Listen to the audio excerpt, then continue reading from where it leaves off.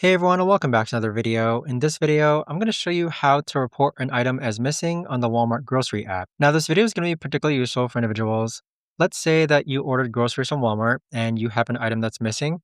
How do you actually go ahead and report it on the Walmart grocery app? Now this video is going to be short, sweet, and simple guys. There's not going to be a lot of steps involved. Now in order to do this, first log on to the Walmart grocery app. Next, click on account on the bottom right hand corner.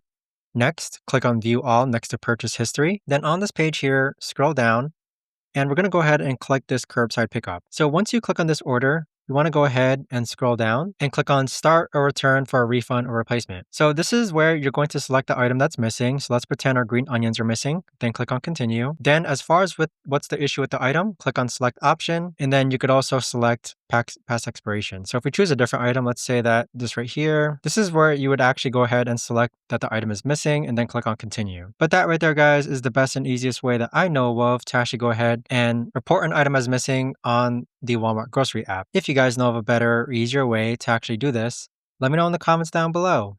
I would love to know. Thanks so much for watching everyone, and I'll see you guys all in the next video.